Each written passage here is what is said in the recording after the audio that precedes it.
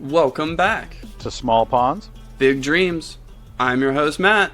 And this is his co-host in crime, James. And we are here to provide you with fishy topics and knowledge weekly with some humorous antics on the side. So what do you say, Matt? You want to dive into this week's episode? Into the deep we go!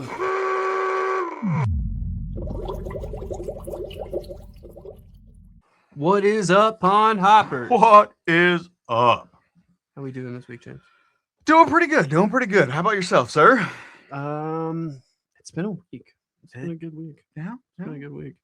It's been a good week for small ponds, big dreams. Yeah. We've had some new traction. No, Last week's a little bit. eyeballs watering.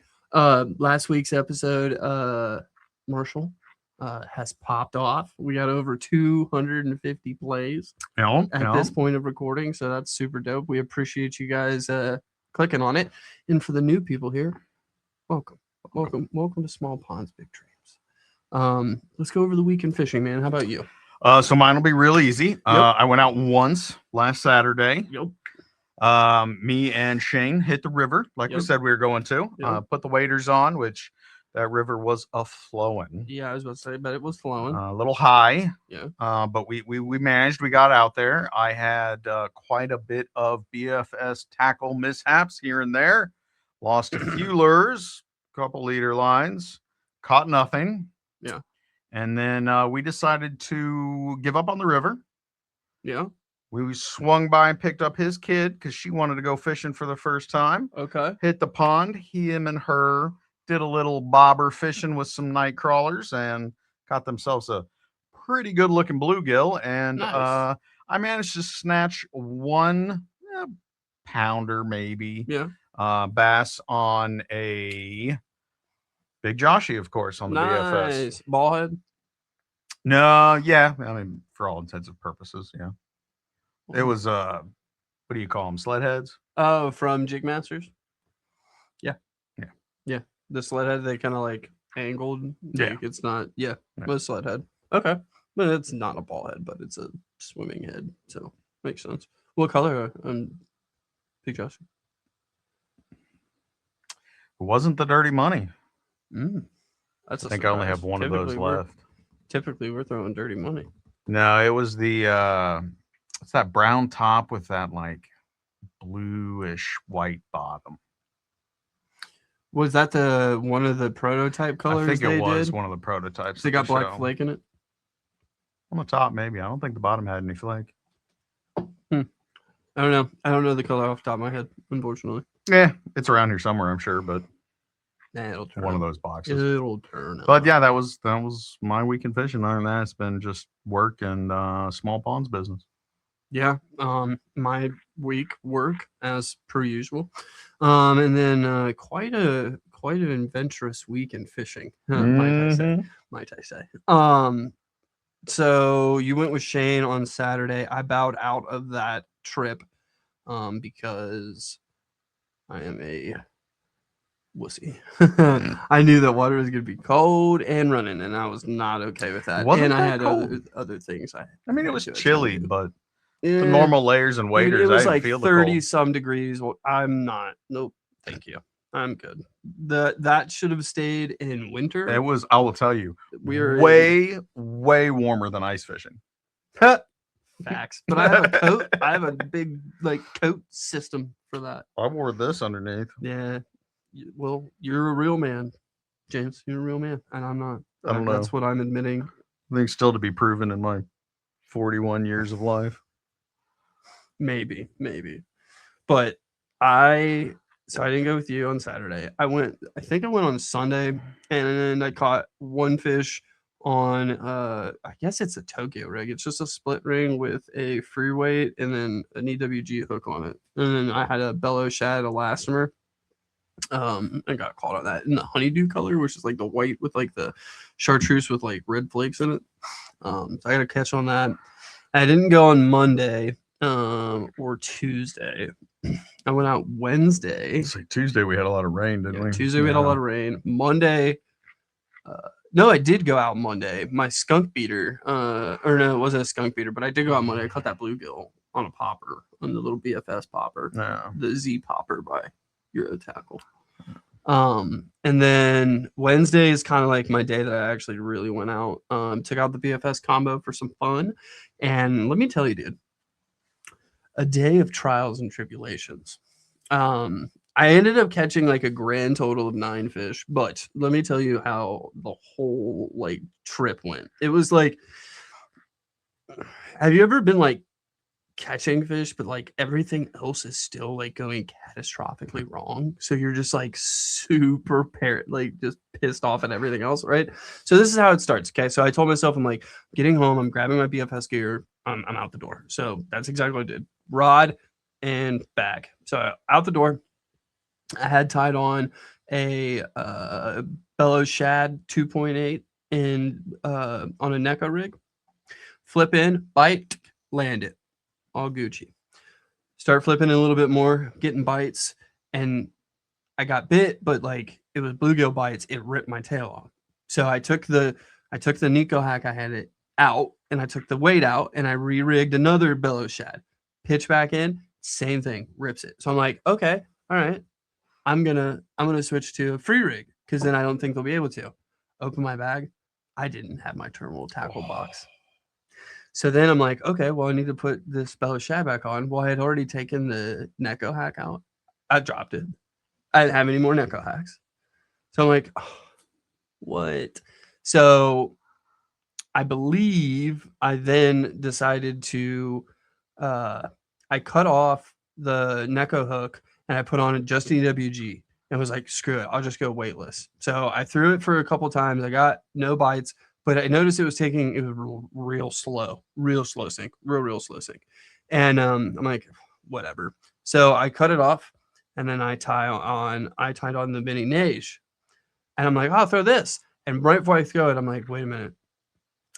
I don't got my pliers with me. So there ain't no way in HE double hockey sticks am I going to deal with small treble hooks. Tiny treble hooks. Tiny treble hooks. Yeah. So immediately cut that off. I go back to the EWG. I got a bite and I got a catch. I'm like, okay, cool. And then I'm thinking to myself, I'm like, dude, this is just taking so long. So long. And I decided at that point, I'm like, so if this is going to take all this time, I'm like, what can I do? What can I do? Pre-rig Q-bomb. So I cut off the EWG and I go to put on the Neko hook, realize I lost the Neko hook. So I have no Neko hook. So I start scouring through my box and I found a Q-bomb pre-rigged with a VMC red line in it. I'm like, yes. By this time, I forgot to mention, I had already snapped my leader line off. Or no, I didn't snap it off. I cut it off because I wanted to use the popper. But then after 4 casts of the popper, dumbass remembers no pliers. So I cut that off. So I have no leader line. I just have the VMC red line, a Scumpernog Q-bomb, which actually doesn't have a weight in it. It has a rattle in it. And I just started catching them. I just started catching them left and right, dude. I even I took the Neko weight that I had in my original Neko shad that I was like transferring through them, put that in the Q-bomb to give myself a little more weight. And I'm telling you, all these catches are on no leader line. All straight braid. What's funny is Saturday, I forgot to mention, that was my first ever catch with no leader line and straight braid. Dude, straight braid. So straight braid. You think it's the fact that it's so thin of That's a exactly braid? what I was thinking. No. Exactly what I was thinking. So I proceed to then fall 2 times while I'm walking around the pond the rest of the time. And I'm covered in mud because, like you said, it had just stopped raining like that day, like in the early afternoon. And I'm out like 3-4 o'clock. But my wife called and I'm like, just so you know, I'm in a bad mood. Just like heads up. And like, I hate using just braid because it twists around your shit all the time. It tries to just twist around your rod, your eyelets, everything. So I was like catching fish, but consistently having a bad time. So I'm hearing those. Most of your trials and tribulations were my own fault. Oh, I forgot to also tell you. Were unprepared. I forgot to say the worst part of it all. My box that's double-sided that has like all my jigs and my small it had opened up in the bottom of my bag. It's everywhere in my bag. Like it's like a clump of just like pure shit. I was so fucking. I was lost so mad. one door of mine on Saturday at the Oh, river. dude. Euro Tackle has some that look super cool. Yeah? You should check out. Also, I haven't told you this, but I ordered something from Euro Tackle that I think you should look at as well. A measuring board, a Oh, okay. roll-up measuring board that comes in a tube with a carabiner. Oh, Yeah, $16.99. oh wow. Yeah, I got one. It's on the way. Okay. It's on the way. I can't wait because that's going to play into my next day of fishing, which was Thursday. And excuse me, if you guys have been paying attention to the socials, and I know you have, you've already kind of seen what happened to me on Thursday, but I'm going to tell the story. I'm going to regale it for you. So Thursday, per usual, I get off work, I go fishing. I went to Yankee. I was fishing a NECA rigged Bellows 3.8 in the UV fire color. And this is just kind of like on my medium heavy rod. And it's just kind of getting used to a beefier NECA rig. And I threw it around for a while. I got stuck on a log and I actually just lost the rig. I didn't lose the hook. I just lost the rig. So I re-rigged a Bellows Shad 3.8 in the green pumpkin. And you haven't been with me to Yankee lately, but there's a coontail grow up about a couple foot from the bank, and they're coming up almost to the pretty much surfaced. And I'm just kind of like flipping that in around there. I got bit. I missed him. I didn't get to set the hook quick enough. I'm walking around the pond, keep flipping them. And I hadn't got much bites. I get to the other side of the pond. I got bit. I catch one, top dead center, right in the noggin. I'm like, yes, sick.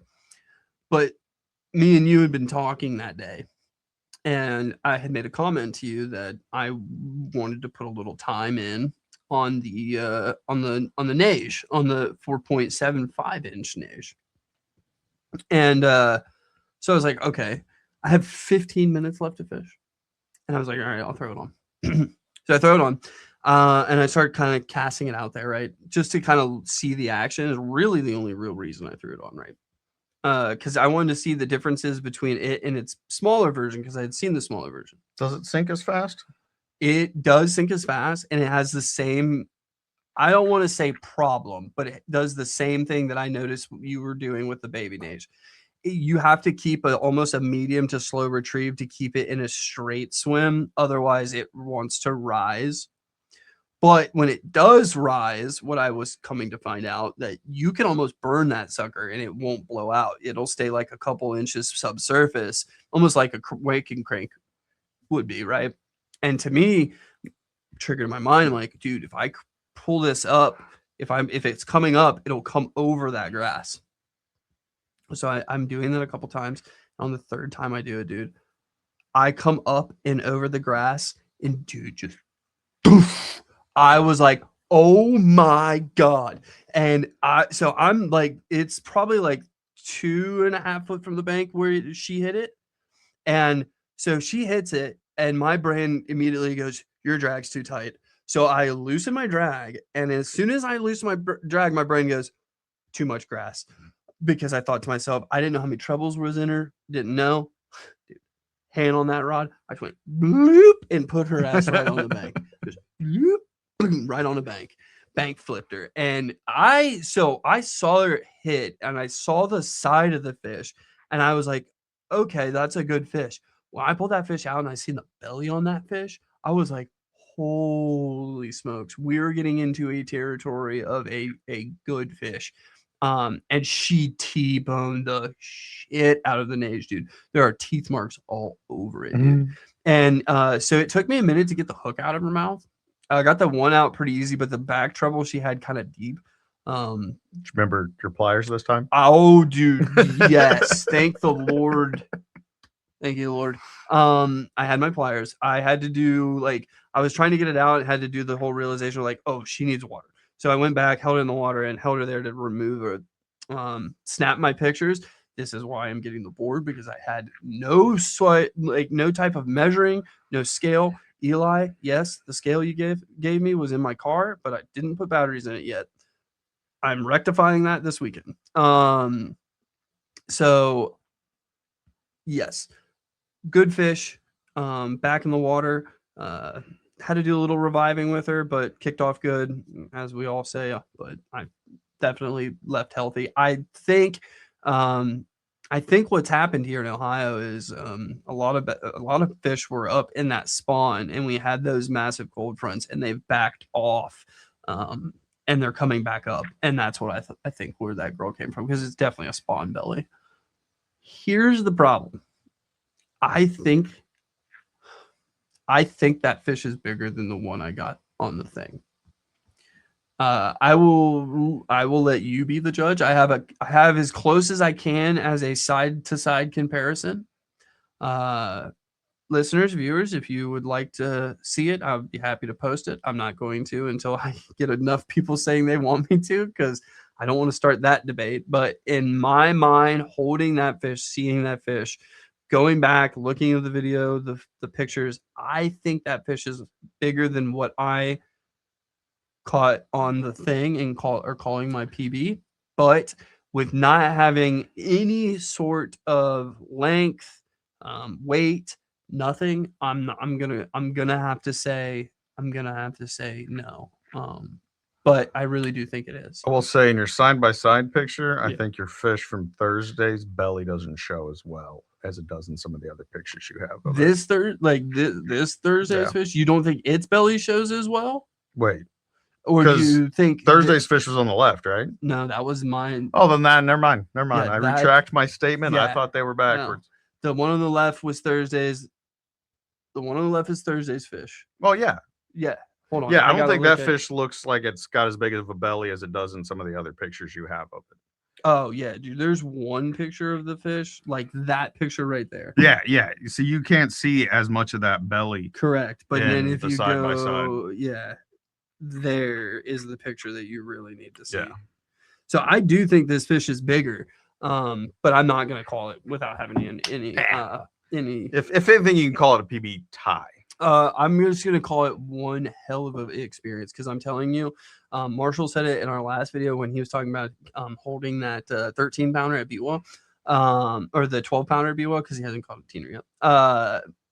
It being burned in his eyes, dude. That fish T-boning that thing is just burning my retinas. I also want to pull out a statement about the fish as well. It had bugged out eyes. It was a bugging. It was a bugging, dude. It was an actual bugging, dude. It was, and if you guys don't know what I'm talking about, everyone says biggins, and I agree there are biggins, but there is an echelon that is above biggins, and that's when their eyeballs bug out of their head. They are no longer a biggin, they're a buggin.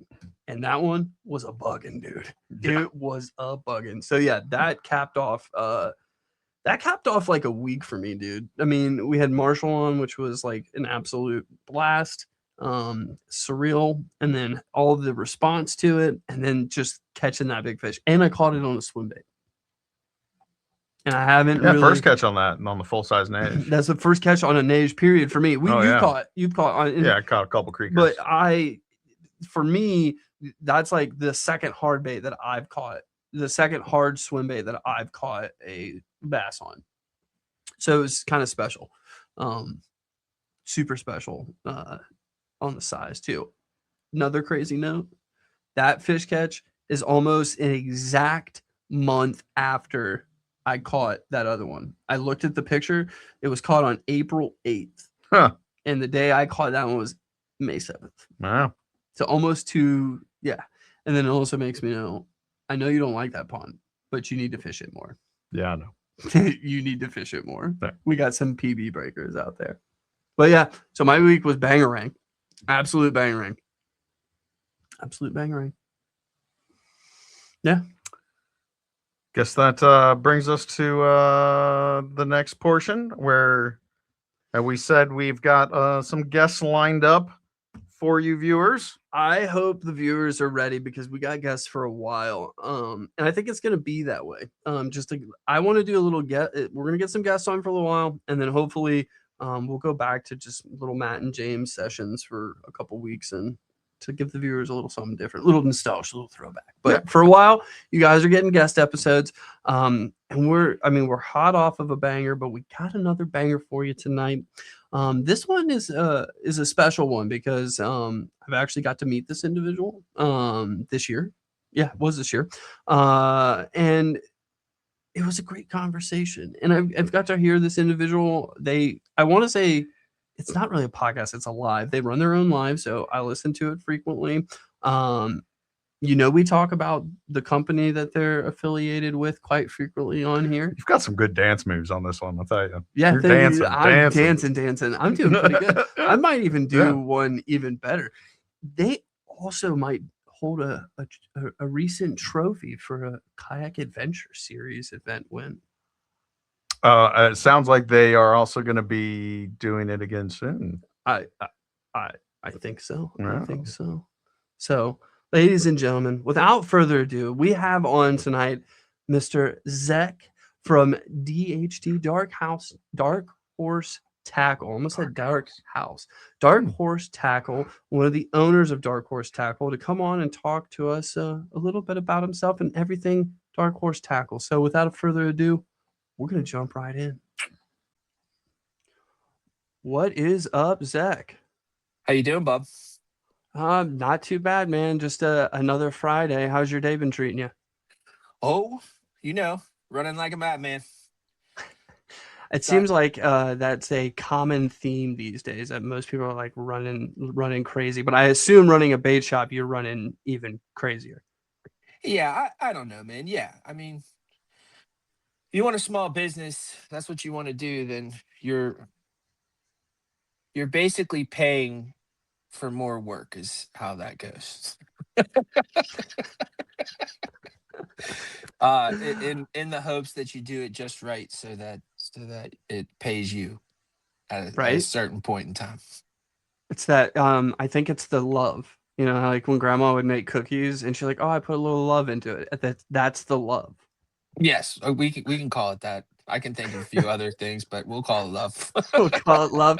We'll keep it PG. We'll call it love. We'll call it love. But we've been starting out with an icebreaker on the show lately with just a quick question. And the question is, what is your current favorite setup in your lineup? What's the go-to combo that's always kind of just locked in the hand? I've got two new ones. Oh. So it's tough, but if I said anything but what I'm about to say, I'd be lying. Okay. It is my, and I do have to, there's a caveat to this. I'll tell you, and then I'll tell you the caveat. It is my Cash and Icon BFS rod. It's like 7 1 7, I don't know, something 7 foot. It's a medium light. Okay. And it's paired with my Daiwa Gecko Vision BFS reel. Oh, okay. Yes, that's a good combo. Now the caveat is, I wish I had another Gecko Vision. I'm thinking about getting one. They're getting harder to find now, though. But I want another one because I used to throw that with a Pride rod. Okay. And the Pride rod it was a little less buggy whip than this Cashin is. And because I want both now, because for BFS or finesse, really finesse small jigs, I feel way more comfortable, and I think my hook sets are better with that Pride rod because it's got a little more. It's a little faster. It's got a little more driving power. But throwing the Weed Whacker, which is my favorite thing to throw on my current setup, that Icon, it's effortless. Like it's okay. Like this. That's basically all I'm ever doing, and I can send it a country mile. Wow. I don't really fish BFS like I think most people do. Okay. You power BFS? Sure, you could call it that. I just I don't really like like I don't really care like the bait doesn't have to be light. Like I'm not gonna throw like a half-ounce bait or anything, but like I go up to like I go up to like a quarter, sometimes a little heavier than a quarter. Because I mean when you put a quarter-ounce jig plus a trailer on it, Trailer. you're Yeah. over a quarter ounce. So but yeah, that's my favorite setup, man. See, I really need to get into the Cashin rods. I keep hearing a lot of good things about their rod series, especially that BFS one. They have the is it the Z2, the Element Z2 series? Is that their newer one, I think? I'm not sure. That I think it's got like the cork handles. That one look, I think that's the one I've been eyeballing, but uh yeah, I need to get a second BFS combo because mine right now I have the light. I have like a light with a Kestrel BFS reel, but I want the medium light because I want to throw heavier because I don't really go over like a 3/16 on that combo. So trying to get something heavier, but we'll see. I'm trying to get the Conquest BFS, the little round BFS reel. Weirdo. Yeah, I don't know. I don't know. I just want to try it. I don't know. I watch.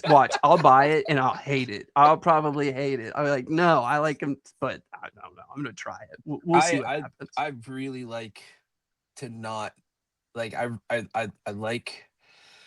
I like everything to be as light as it can possibly be and as Hmm. uncumbersome as it can possibly be. And I feel like that round thing would just I just feel like it Yeah, would irritate me in my hand. I agree with you. I agree with you. That's why like the bigger Calcutta, like the 200 size and whatnot, there's no way. But I'm hoping like this one's small enough that it's still palmable and won't feel as cumbersome. But we'll see. We'll see. Yeah, We'll you'll see have if to I let even me get know, it. man. Oh, I will. I will. I've been Don't you I've worry. been I've been wrong before many times. So have I. So have I. So I just wanted to ask you another question real quick was Sure. who got you into fishing? Like what was like your have you always been a fisherman or did you get into it later in life or is this kind of like been something started from the very beginning? So my Jaja, that's Polish for grandfather. He um he he would take me fishing when I was Mm-hmm. a real little kid. Um and I think my dad took me once too, can't remember, but I think I've been told the story. Um but uh it wasn't until like 1999 that Okay. I really got into fishing. Mm-hmm. Um a buddy of mine, so I was the maintenance guy for an apartment complex, and I lived there rent free in one of the apartments, and then did maintenance on the whole complex, and met one of the tenants there. His name was Harvey, and we became best friends. He liked to fish. He fished already. Got me into it, and we just ran amok. Nice. Um, Nice. Now was it straight into bass fishing or were you just y- like yeah, whatever like it was pretty much straight into bass fishing. So what we did is we were talking about it, having some drinks or whatever, playing Tony Hawk 2, yes. I think, Yes. at the time on his PlayStation and sitting up in his apartment having some drinks and stuff, and we started talking about fishing. We got wound up about it. And then the next time we had a chance to, we both went to Walmart, Mm-hmm. like cleared out the bottom shelf of Walmart, bought everything we could, got stuff to throw, got a rod and a reel and stuff to throw, and like started going to like below the dams around here in Pittsburgh and stuff, Okay. sneaking like climbing down rock walls, going through holes in fences where we're not supposed to go, and all that other kind of good stuff. Nice. Getting into normal trouble things that you would do when Oh, we didn't you're get into a any early trouble. fisherman. We didn't really get into any trouble. But it it progressed very quickly. Like Okay. within that first year, we went from we went from Walmart to Gander Mountain, and Gander we Mountain yeah, for and that good old gander. we upgraded our gear, upgraded our baits. We both got subscriptions to Bassmaster and In Fisherman, Okay. and started reading all that stuff. Um, and you know, started doing some. The web was not as good as it is now. Started doing some research on there, and just, you know, kept up in our game. Got sick and tired of being on the bank, at least being stuck on the bank. Mm-hmm. As far as, like, I don't know, man, the other side of the river is always better than where you're standing. The other Yes. side of the lake is always better than where you're standing. We got tired of that. So we did actually go back to Walmart, and we got ourselves an inflatable round 2-man raft. Um, so we would blow that sucker up, and just get in, and like we're like an angler taco, because like we're both bigger boys, and like it's like not really holding our weight, and we're like You're struggle bussing. we're struggling, and we get across and then go fishing, and it's sucked over there too. Um, Right? know, You get there like, no. just crazy stuff, man. We put so many holes in that stupid little raft, man. And then I eventually got a canoe, and I spent a Okay. lot of time. I spent a lot of time. In fact, I fished out of a canoe from 2022 to like 2023, 2024. Okay. Yep. That's cool. You don't get to hear many people canoeing it anymore. Most people were around that time. Most people were kind of jumping into the kayak Yeah, world and the things poor like that. girl's still sitting right out there now. I'm pretty sure she's a home for various critters. That's okay. At least it's giving something a home, right? It's repurposed now. There. It's Hey, a repurposed. I wildlife like that. refuge. Hey, you can put up a sign for that. I should. But yeah, man. Just, you know, got pretty wild, man. I loved fishing. I actually put fishing down for a little while. Yeah. Just due to life. Life. And Yeah. my oldest son at one point asked me if I could take him fishing one day. Okay. Okay. And I was too thick to realize that it was Father's Day, and that's why he was asking me. I was all surprised.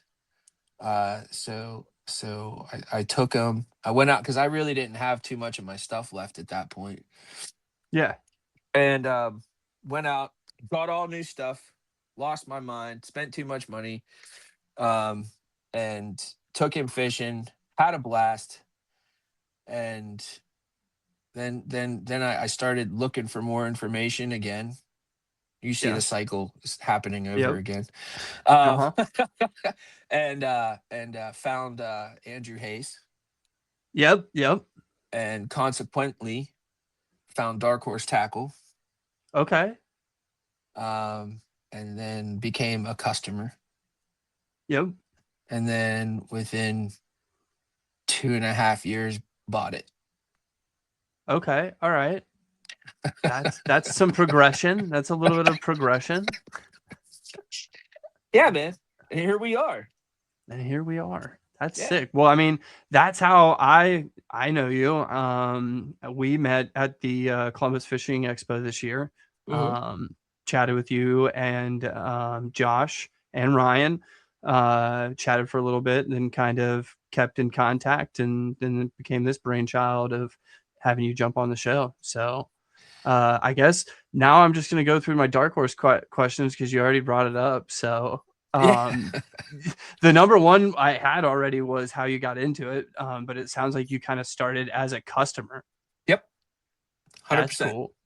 That's cool. If we would have prepped better for this, I'd have sent you some pictures. Okay.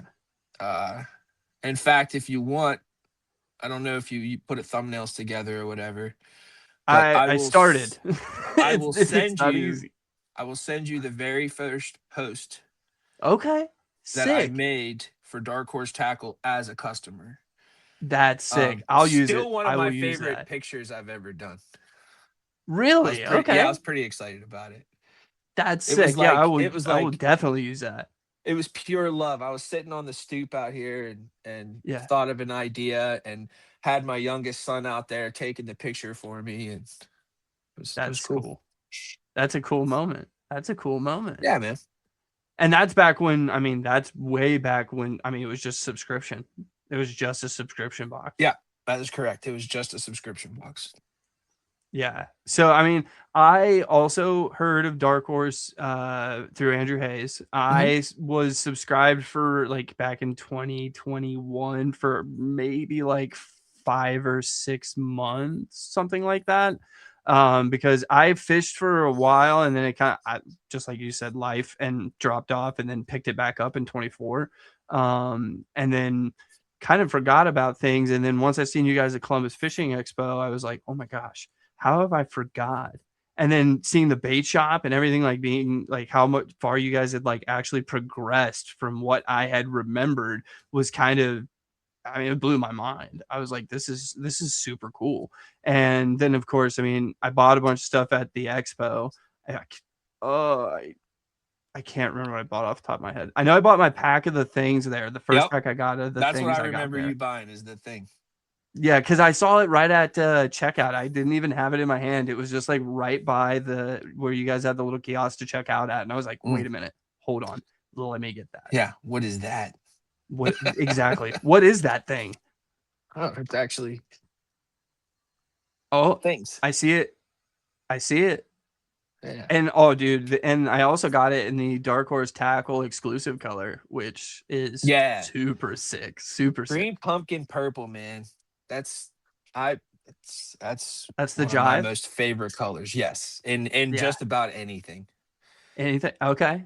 Yeah. Yeah. Love I green used to pumpkin buy a purple. lot of swim jigs in that color. That used to be a Mhm. go-to swim jig like combination for me. I would always I think it was Gambler actually, the Gambler Goat swim jig. They had like a green pumpkin purple, and I fell in love with that thing when I first found it.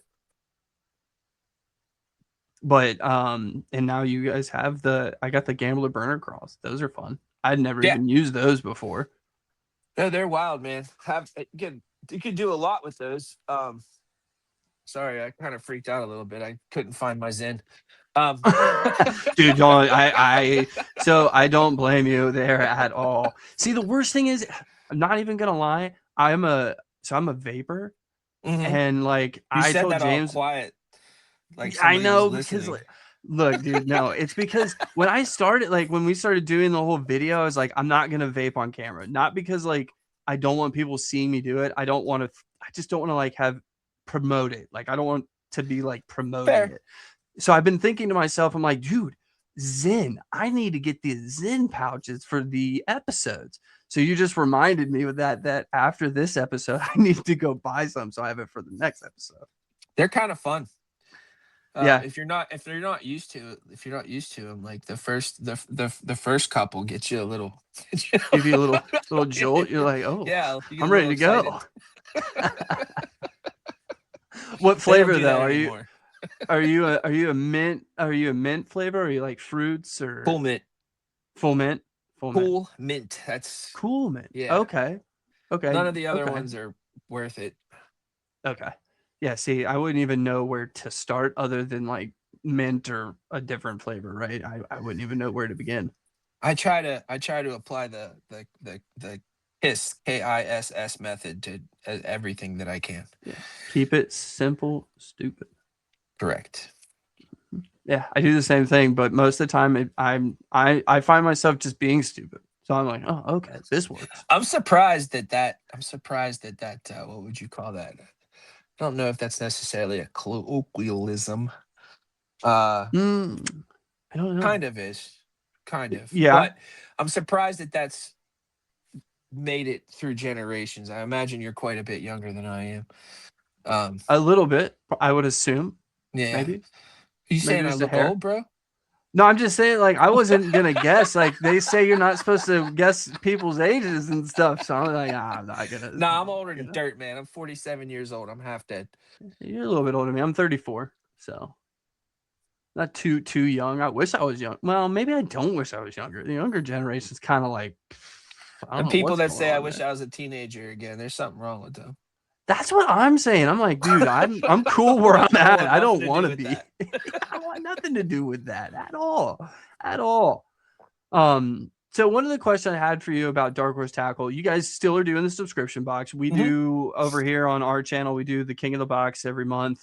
And then recently we've been talking with Eli. He kind of goes over the rest of the box with us when we get our subscription in. But my question is how do you guys what are you guys doing to find these companies? And then what's like the process? Like once you find something that you think sounds like a good option for the box, does it like go into testing or like what's that whole process like? So how do we find them? That is way more hours than I care to admit of doom scrolling and searching. Okay, okay. Brain rotting through the internet. I got you. Yes. Then emailing, Mm-hmm. and phone calls. Mm-hmm. Then we get our hands on them. Then we test them out. Okay. If we like them and they pass the test, then we try to work things out with the vendor Okay. and see if we can't either. We used to, nothing went into the bait shop unless it went into a box first, but we scrapped that model. We don't do that anymore. Okay. We feel like that holds back the bait shop. I would agree. So I would agree with you. so we still use the same process. However, it doesn't have to go through a box to get to the bait shop. It can go straight to the bait shop. Okay. The very first bait that ever happened with is this guy right here. The swim frat. I love that bait. I love that bait. I don't have very many of them, but I love that bait. You play your cards right, You three can can keep them for a last you a minute. very long time. Yeah, so I didn't know you guys were going to carry him. I actually bought my pack on drop day when he dropped them on his website. And I bought the multi-pack, so he got the white, the chartreuse, and the black. Only catches though I have so far are on the black, but I will say I'm intrigued by the white's glow in the dark. I kind of want to check that out and see if Oh, what I can do with that. listen, in fact, I've been talking to Michael over at Sack Pig, and he Yeah. needs to change the name to Radioactive Bone. Oh, that's such a solid name. That is such a solid name. Right, dude, it's for real. I was out fishing my lake. Mhm. Yes, it's mine. Um, and I was out fishing my lake, and it was not an easy day. The wind was like screaming.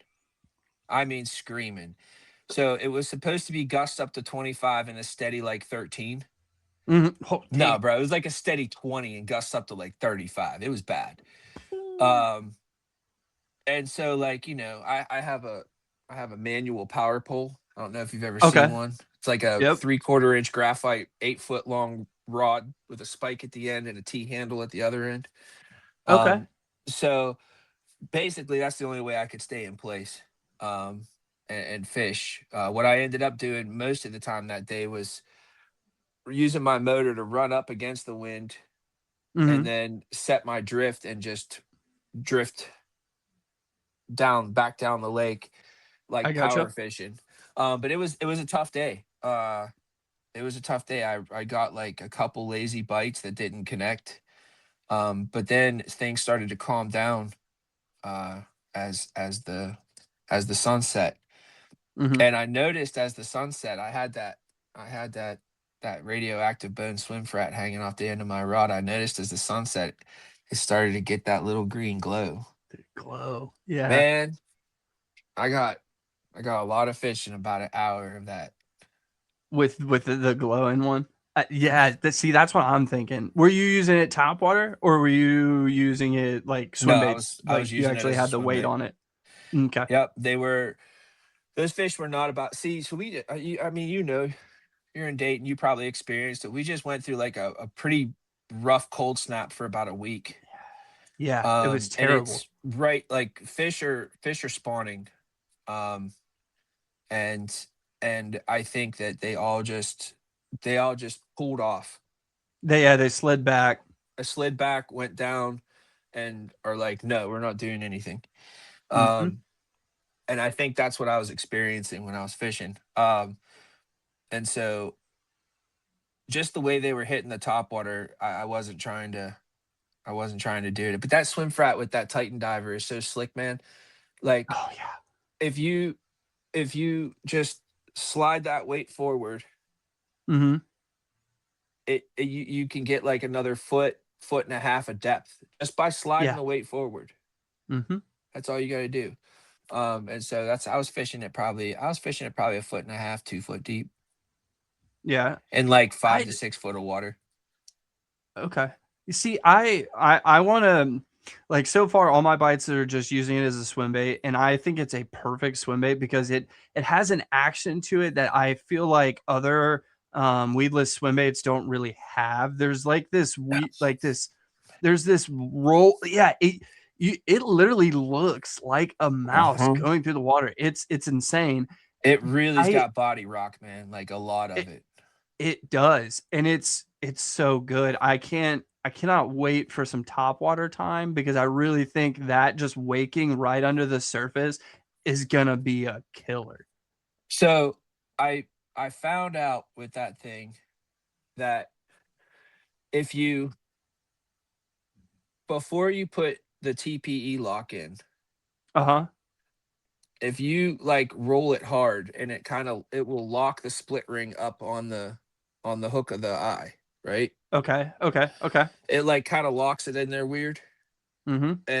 And then I put my TPE lock in and it holds it. First of all, it keeps the nose of the bait a little closer to the eye of the hook. Mm-hmm. Okay.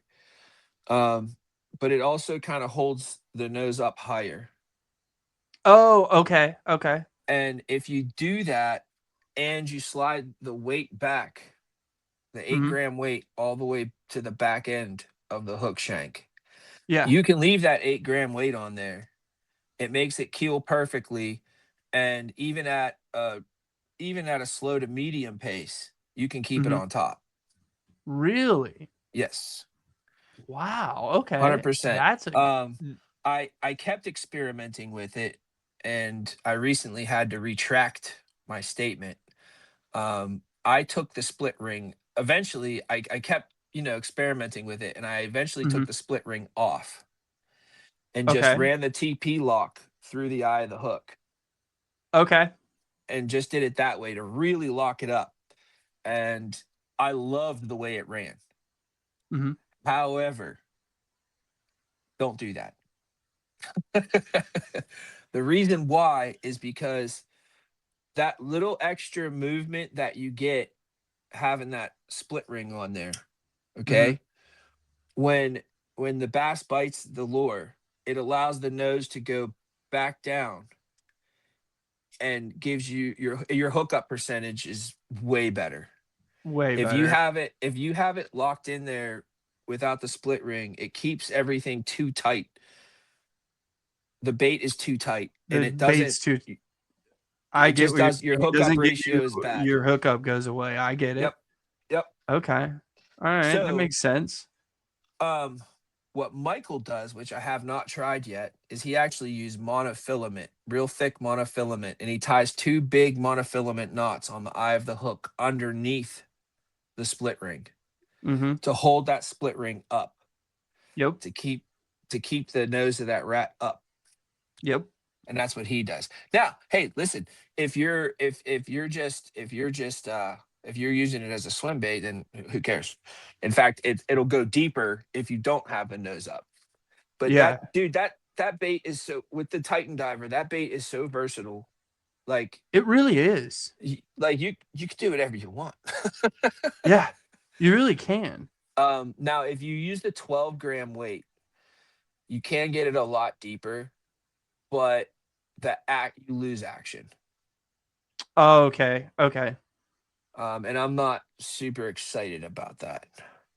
Yeah, that I tried doesn't that out. I tried that out in current,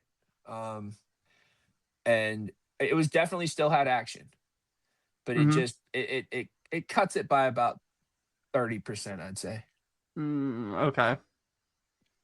Which, Have you? listen, in times, in slow times, when the fish are tight-lipped, that actually might be a good thing.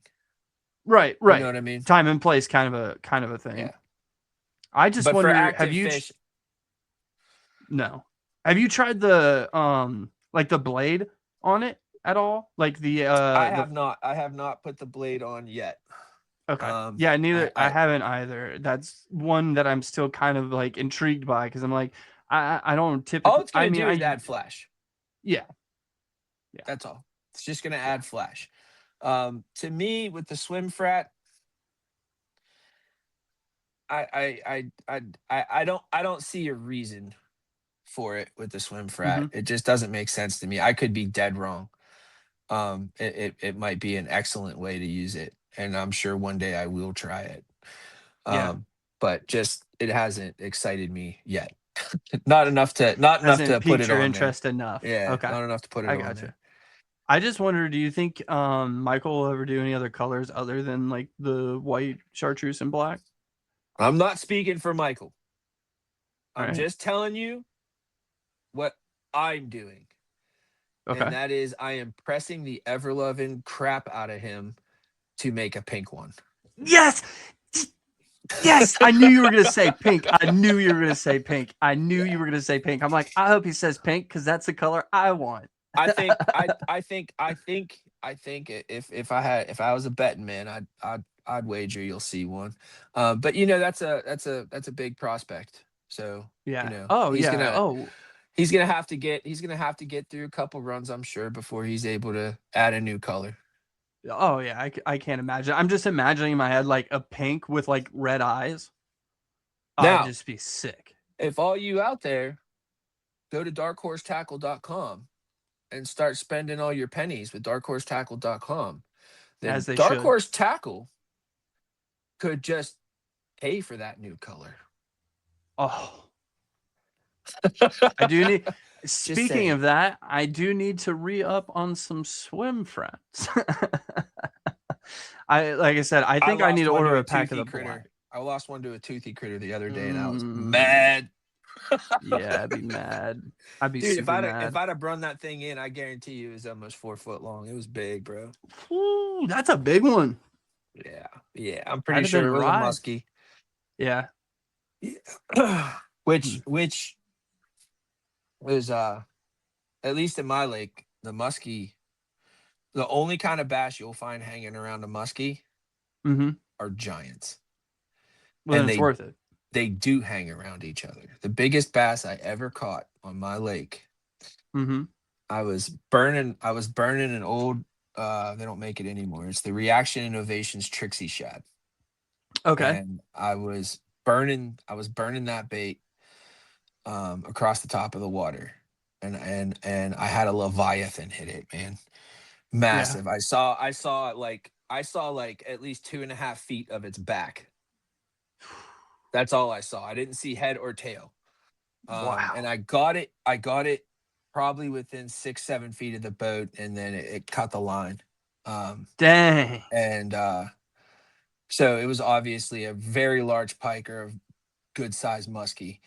And I hurried up, brought it back in, hurried up, retied, new hook, threw right back to the same spot and caught a Mm-hmm. 7-pound, 8-ounce bass. Dang. Yep. Dang. That's sick. Yep. To this day, that's my PB. That's cool. Well, that's a good PB story. Not bad, man. It was pretty wild. Yeah, that's a wild time. Holy smokes. That's cool. So is the swim frat like your current favorite bait that you guys carry? Would you say that's like your favorite bait on the website right now? It is. It is. I've already said it, and I'm gonna stick to it. And for good reason. It is the. I can't call it my favorite bait yet, but I will say it is my pick for 2026 bait of the year. Okay. All right. I like Which, that. by the way, Yeah. 2026 is the year of the horse, my friend.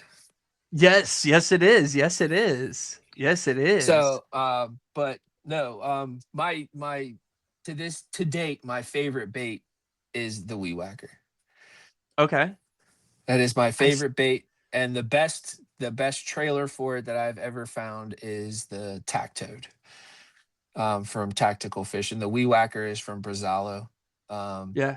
he also makes the Bushwhacker, which Pat Schlopper won the Sabine with, got Mm-hmm. real popular, which I'm so happy, man. It really took it took Brazalo to a lot of places, man, and good for him. Super excited for him. But he makes the Weed Whacker, and we do not ever rarely run out of stock on those because I start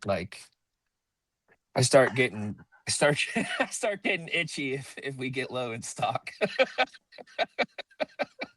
See, I think that's one that's been on my radar. I haven't got to try one of those yet, but I also am not a buzz bait is not something I've gained confidence in. So I feel like that's why I haven't gotten one of those I'd yet, but it start is there. yeah, that's the one to start with. I'd start there. The reason why is because it's so small, Mhm. okay, that the amount of surface cover you can bring it through is unbelievable. Okay. So especially like, all right, so Lake Arthur, my lake, is there's more, like, by this time right now there's more grass than there is water. Um, in my favorite spots, and it's a lot of it's emergent. Okay. So lily pads. There's this weird vine that I still don't know what the name of it is. Somebody once told me it's called swamp potato. I don't know. But um, I mean, it's like these massive patches of underwater vines, and they, Okay. once the weather starts to warm and spring comes, then they have like leaves that shoot up off the vines that emerge out of the grass. But the vines are thick. They're very woody and stemmy. We've also got a lot of coontail that tops out and all that other stuff. But because it's so small, like you can bring it through so much, man. Like you would, like a regular size buzzbait, you would never be able to bring it through, like not in a million years. And then on the rivers, Mhm. especially later in the year when you got rivers that have a lot of eelgrass, Yeah. and just from boat traffic, and also like as the eelgrass starts to die and let go, it's like you have just eelgrass floating down the river like nonstop, just nonstop, Okay. and you can't like you can't like you can't hardly you can't throw a bottom bait. No. No. If you throw a bottom bait and it hits the bottom, as soon as your line stop, like eelgrass is just attaching itself to everything. Like whoop whoop whoop whoop whoop whoop. But that bait is small enough that I'm not saying you're not going to get hung up and fouled. You will, but Mhm. the amount of times that you don't is what's important, because baits are only effective if you can use them effectively. Yes. Yes. Yes. And if you got that much vegetation, I mean, what else are you gonna do? So that's why I love that thing. Whether it's rivers or little creeks or lakes or whatever. Mhm. Um, and but to me, the important part about it, it's not just the bait. The bait is great, but I throw it on my BFS setup. I can really get it away from me. Yeah. And um, the more that our waters become pressured, the more important that is. Yeah. Oh, Is to get 100%. yes, get the bait away from you. I throw it. I use Sunline Siglon braid. Siglon PE8, I believe. I use 20-pound test. Um, it's like sewing thread. Oh, wow. Uh, but dude, like, I don't know, man. I was down in Florida catching Florida largemouth and bringing them in on it. Um, That just shows the testament of that braid right there. yeah. Now I will say there's a danger to that braid. Um, Okay. if like, I don't care how good you are. Sometimes the wind decides it's gonna change directions real quick, and you're gonna backlash. Yeah. Um, and especially when you're throwing a heavier bait on a BFS reel, you're gonna backlash. And when that happens, if that line gets kinked, Mm-hmm. it's not long before you're gonna throw and it's gonna and go. It's almost like a pressure on the line and just Yeah, bye. yeah. I got you. That's the only problem with that line, but it's worth it. He says it doesn't compare to what is good about it, so I'm fine with this. Yeah, like it's just it's kind of like cost of doing business kind of thing. Yep. Cost of doing You know? business. I see. All right. Yeah. But Now, that's so bait of the year 2026, 100% is the swim frat. I have been uh completely just enthralled with that bait and want to know mhm. everything about it and have been trying to do everything I could possibly do with it ever since I got it into my hands. I told Michael before I even had it in my hands, I was like, dude, I'm gonna like destroy ecosystems with this thing. Like it's gonna Sick. happen. That's super sick. I know, like when I saw it, I was like, my local ponds. I've seen some like field mice going through there. I feel like that should work. I'm like, okay, this should be a pond slayer for me this year, and so far it's done pretty good. Yeah. But like I said, I'm ready for a little top water action with it. We'll see how it does there. It's gonna be successful. Yeah. The neat thing about so if you ever watch how Michael fishes, Mm-hmm. he fishes really slow, Mm-hmm. slower than you would think, um, for top water. And what he's doing, and this is how he explains it. He's given the bass every possible chance to make a mistake. Ah, okay. That makes and sense. and he's very successful with it. And the fact that this thing is TPE and will float, and I mean it can float a lot. That listen, that 8/0 Titan Diver Plus that's a It's not gaff, light. man. That's a It's big not hook. light. It is not light, dude. And And it the fact that at floats a it. slow to medium pace, it will float the Titan Diver along with an 8 gram weight, which is I think Mm-hmm. a quarter ounce. That's nuts. Yeah. Yeah, I was Yeah, pretty good blown away stuff. with the first time I got it out in the water. I was blown away.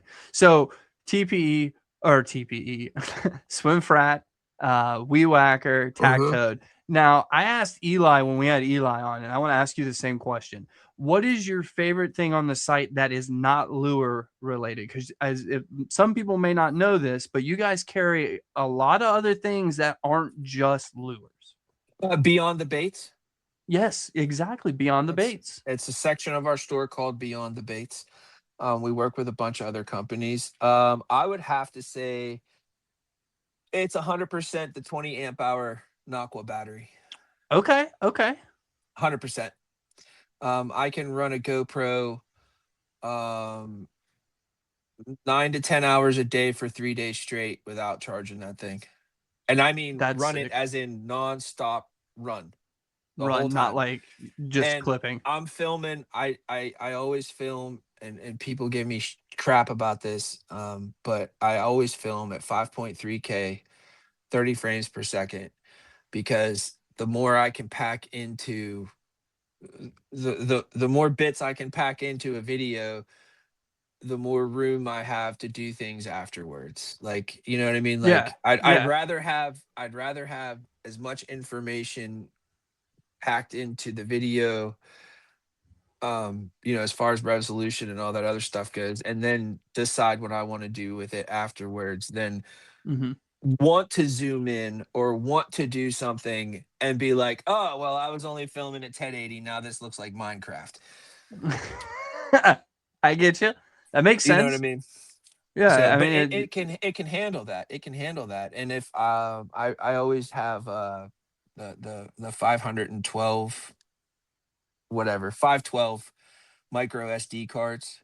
So okay, yeah. I can let that thing run all day long, and it Yeah. records everything, and I don't ever have to touch it, because if it wasn't for that, I would not make videos. I would not record anything, because the last thing I want to do is be screwing with recording equipment while I'm trying to fish.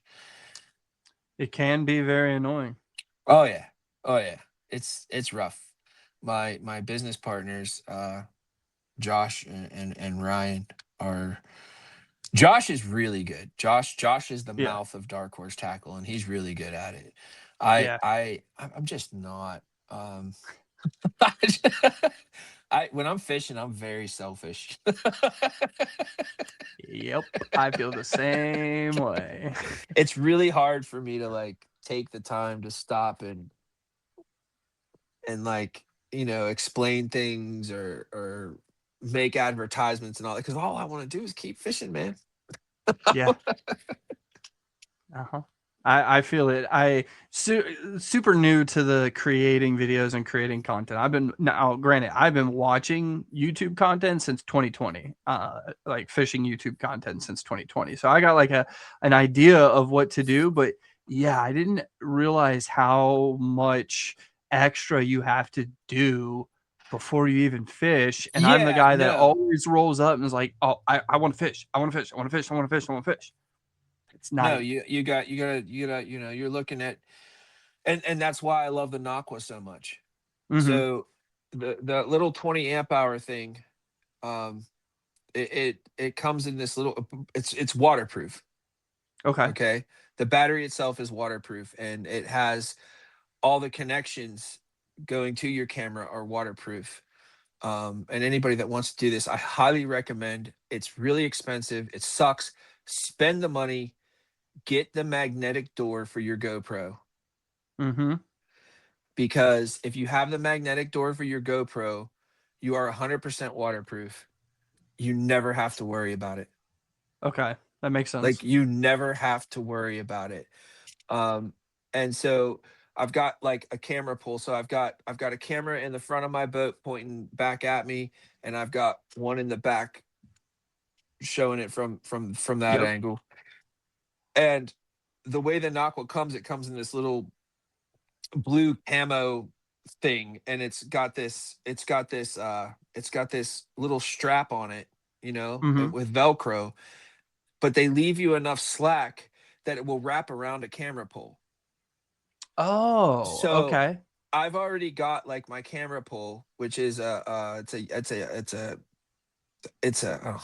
I guess I gotta say it now. It's a Yak Attack camera pole, and so it sits on there, and it's got that quick mount, right? Mm-hmm. So I've got the battery and the cord and the camera already all together as one thing. I literally grab it out of my truck, slam it on my kayak. It takes like 3 seconds, and that really like shaves down that time, Yeah. That's a and lifesaver. it's ready to go. Wow. Yeah, that's like the portable like you're just like plug and play once you get out on the water. That's nice. Second favorite thing is the broken twigs landing nets. Yeah. Those are Um, sick. and that's coming from a guy that I'm not a super big net guy. Okay. Um, I have trouble remembering to use a net. It's one Um, extra step. it is. But like when I do think about using a net is when there's treble hooks involved. Yes. Yes. So, and then to have a company like Broken Twigs Landing Nets who upcycles broken hockey sticks Mm-hmm. into like the most badass nets you've ever seen in your entire life. That's so Like, cool. bro, like that's That's so cool. yeah, it's just like it's too cool. Like it's just Yeah. too freaking cool. Not only is it cool, but it's extremely functional. They float, Mm-hmm. so you can't really lose them unless you're really not paying attention. Unless you're trying Um, hard. right. Ryan, and I'm kind of jealous. My net has about a 3 foot handle on it. Okay. Um, Ryan had his custom made, and his handle is maybe a foot and a half. Oh, just like a little dip net almost. And man, like on the kayak, that is just That's money. money. Oh yeah. Oh, I it's just bet. money. I bet. It's That just makes money. sense. He can sit that thing wherever because it's not that long. So he's Right. got room to like put it wherever he wants on his kayak. And Yeah. I'm actually either gonna send mine back and have the guy cut it down, Mhm. or I'm just gonna cut it down myself. I haven't made up my mind yet. But it's super cool that my broken twigs landing net happens to be a stick that came from the Pittsburgh Penguins. Oh, that's super cool. That's super cool. Yeah, man. I was gonna say does he like allow like if you contact him, does he let you choose your like He'll do stick? his best. Oh, He'll okay, do his okay. best. You know what I mean? Like he goes and gathers up the broken sticks from these different clubs and stuff like that. You know what I Mhm. mean? And he may have it, he may not. Right. But if he does, I'm Chris is wild, man. He's a good dude. It actually, now that I just said his name, it blows, like, it's crazy. Like the amount of people I know now because of Dark Horse Tackle is insane. Insane. Like Yeah. I'm a walking Rolodex of American small businesses when it comes to fishing. Yes. That's awesome. Well, it's kind of good you said that though, because it's kind of segueing into my next question. My next question I was going to have is what has been like your favorite company that you have like gotten to either have in the shop, have in a box, or have had the pleasure of just working alongside with something? All right. So the pleasure of working with, I cannot pick one. Okay.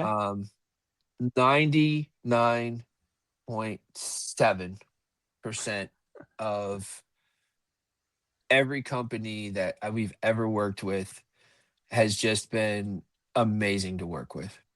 That's They awesome. all have That's been awesome. super cool. They're amazing to work with. Um, I've had very few bad experiences. Very, very, very few.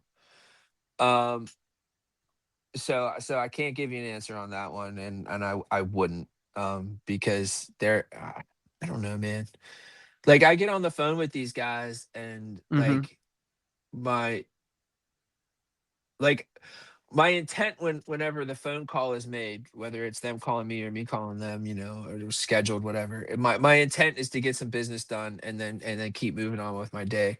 And the next thing I know, we've been on the phone for like an hour and 45 minutes, just shooting the shit, Yeah. Shooting and the shit. and but that's what it's like. Okay. This fishing industry is very much like a small town. If you make a mistake on one end of the town, you're not going to be able to make it to the other end of the town before everybody knows. Have you ever seen Letterkenny? No. Bad gas travels fast in a small town. That's one of my favorite phrases that came from that show. Bad gas travels fast through a small town. And I mean, you're right. I mean, I can catch that vibe. I can catch if you it seems to be, at least in the fishing community or this bass fishing community, the community that's around us, if there's a bad egg, it's found. Yeah, It man. seems to be weaned out. Yeah, man. And everybody's super cool. Everybody is super Yeah. cool. But if if if if if there's something wrong with you that ain't going away, you're not getting away with it for very long. I'll tell you No. that. Like like the word travels real fast, man. Yeah. Real fast. Like in that Yes, it aspect, does. not only is it a small town, but it's like a middle school classroom. It's even smaller. Yes. Yeah, it's Awesome. real fast, man. That's Which awesome. which adds its own layer of pressure, you know what I mean? Like Yep. you gotta make sure that you're doing your best to come correct all the time. Mm-hmm. Now you asked a whole bunch of other questions. You're gonna have to repeat them. I don't even know if I remember them.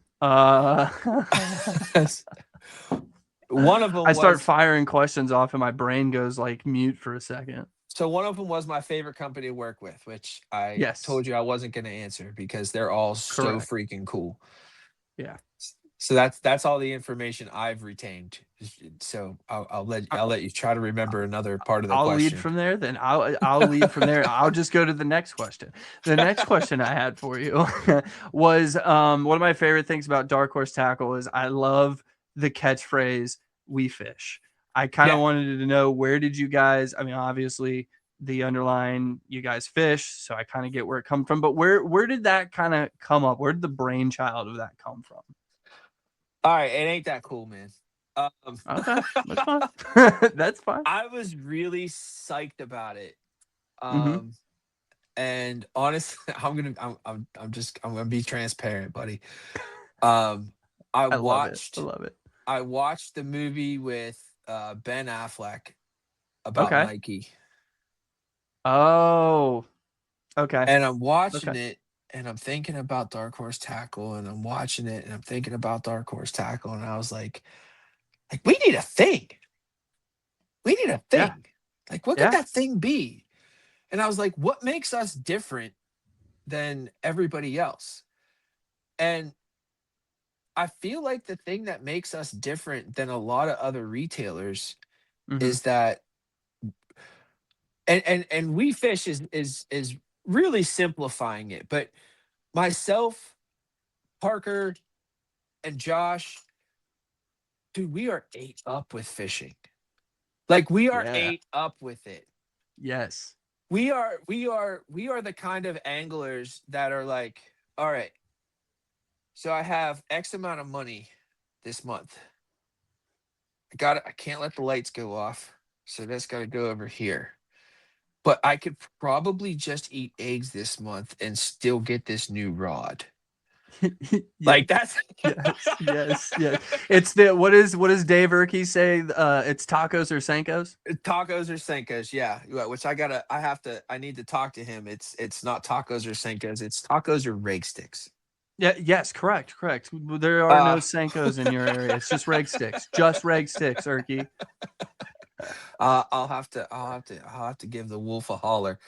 But yeah, no, that's when we say we fish, and it we fish doesn't just it's not just a statement about myself, Parker, and Josh. It's Mhm. also a statement about our staff.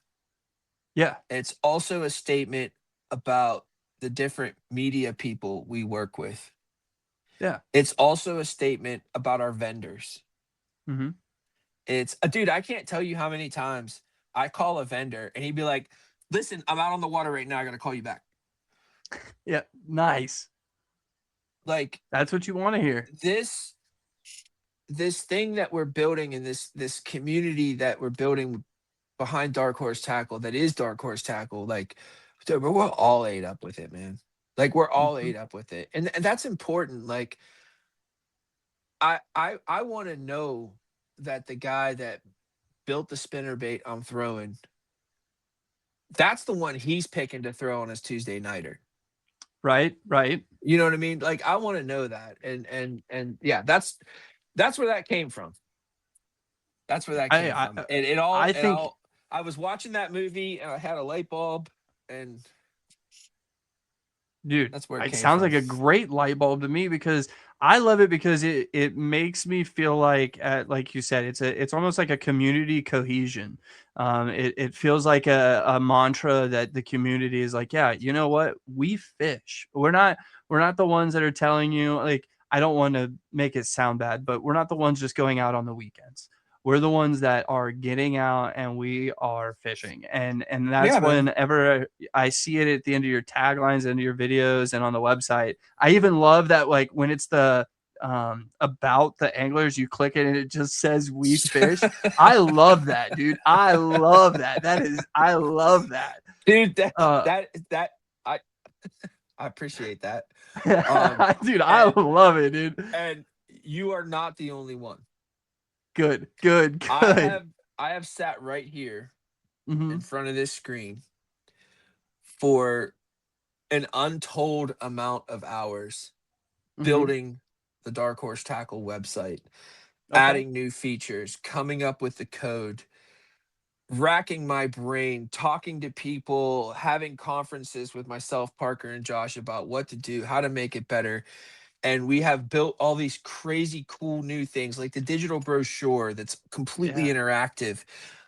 We've done all these things and it's taken so much time. And I guarantee you, the first thing somebody is going to tell me about that they like on the website is the About Us page. That took me exactly 6 seconds to make. 6 seconds of pure awesomeness is what came out of it. That's so awesome. I mean, I looked at it and I'm like, yeah, all right. This is sick. We don't need to know anything else. They fish. All right. That's all I need to know. Sometimes it shoots us. I think sometimes it shoots us in the foot. There's a psychology to selling stuff to people. Yep. There is. But the thing I would very much like people to know about Dark Horse Tackle is that it is run by 3 guys that before we were ever owners of Dark Horse Tackle, we were consumers, and we still are consumers. And a lot of the decisions we make at Dark Horse Tackle come from the fact that we are and were consumers of fishing tackle and the fishing industry. And there's certain BS and crap that we just are like, no. Like, we're not doing it. Like, I'm not going to give you like this big stupid spiel about like who we are. Like, I'm just not doing it. Like, this is what you need to know. We fish. Right. I love it. It's just 3 words or 2 words that it gets the point across perfectly, and that's why I've always enjoyed it. The other thing I really love that you guys have done over there on the website, I love the perfect pairings. I absolutely love the perfect pairings because I feel like I'm not a very beginner angler, but I do feel like a lot of our listeners and viewers seem to be newer anglers, and that's perfect. I mean, who wasn't more confused when they first bought their first flipping jig and being like, what? You're supposed to put something on the back of this? And then you just don't know. And you guys have simplified it down to, I mean, I think it's perfection. I think it really is a perfect area of the website. Now just to throw a big old monkey wrench in all that. In May, you're gonna get a spinnerbait. A very classic spinnerbait. Okay. And you're not getting a trailer. Oh, well, okay. And there's a reason for that. Oh. All right. Which, as a tackle retailer, it's not the smartest business move. Right. But I get it. There's times when you shouldn't put a trailer on a spinnerbait. There's a lot of times when you should. But that's the point. It's a big point. It's the biggest point of the subscription products that we have. And you guys are going to start getting the pack, which the pack is always very like one technique specific driven or one idea specific driven. But the box and the pack, like it's not just fishing tackle.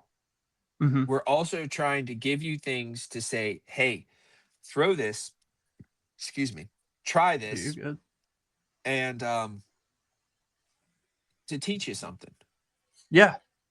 Because there's a lot of stuff that back when I was a customer, if Dark Horse Tackle wouldn't have put it in my hand, I probably wouldn't have thrown it. Yeah. I would not have, if I saw it at a store, I probably wouldn't have picked it up. Right. In times of trouble, go with what you know. But if you always do that, then you know very little. Yes. You don't grow. Which is correct. So that's always been the biggest point. And that's what we're trying to do, not only with the box and the pack, but we're trying to find ways to make the site do that as well. Yeah. Yeah. And because I remember, man, like me and Harvey back in the day, bro, we like read like magazine after magazine after magazine, and we're like, do we throw a paddle tail on this? Is it a curly tail? What do we? Dude, it was hard. It was hard, and at least on Dark Horse Tackle, you can go there and you can look at the perfect pairings, or you can get the box and and you can at least know that what you're looking at is gonna catch fish. Mhm. And at the very least, it can give you a place to start. Yes. Yes. You know what I mean?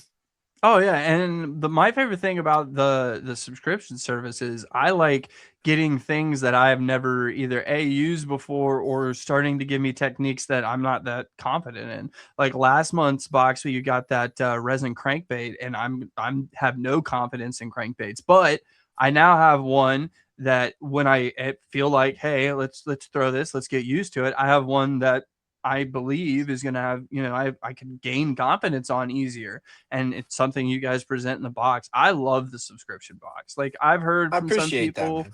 that sub boxes are going away, but I hope they never do. I think it's, They're definitely dwindling. I think that's got a lot more to do with economics and the current economic situation. So folks nowadays with very good reason have financial commitment issues, yeah. myself included. You know what I mean? I can't necessarily say that I'm gonna spend this much a month on this thing, and Hmm. sign up for it, because I mean we all know how it works. You sign up for something, you forget about it. Yeah. Hey, And wait a even minute. if What do I get charged for this for? yeah, What's this? even if you decide against it, like you just kind of forget about it. Like that's the subscription thing. But Hmm.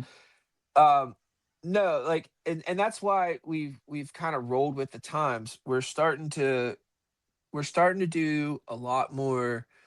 Um, we're starting to do a lot more single purchase only boxes. Like we make a special Hmm. box. We make a certain amount of these boxes. Like we'll make 150 or we'll make 200 of them or whatever. And you can just get that. You know what I mean? We've also made it so that all of our subscription boxes, we allot a certain number of them, not very many, but we take a certain number of every month's box and we hold it back for Hmm. single purchase. Okay. So if you're not a subscriber, and you just kind of want to test it out, you can just go ahead and buy, the April box, or you could buy the January box or whatever. I mean, as long as we have them in stock, you know what I mean. Right. Yeah. And I mean, and that that's what. that that that gives we've kind of had to change with the times and provide those options.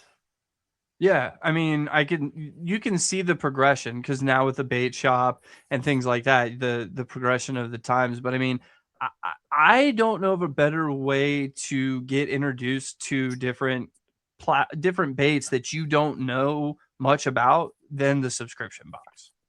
I am the poster child for why subscription boxes are important. Yeah. Um, it's why I love Dark Horse Tackle. It's what drew me in. It's what kept me. It's what made me buy the business.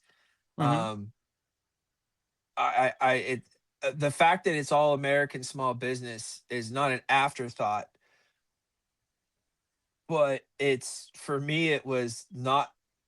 It was very important, and it still is very important. But the most important thing to me was having this stuff put in my hands, forcing me to look at it. Because, bro, I learned. All right, so I was out fishing on Lake Arthur in Hmm. it was right after a hurricane, um 2004. um Hurricane Ivan, I think so. Yep, Ivan. Anyways, um and I was throwing a soft plastic bait, Hmm. um and I had thrown it and I didn't like where it landed, and I burned it back to me so that I could make the cast I wanted to make.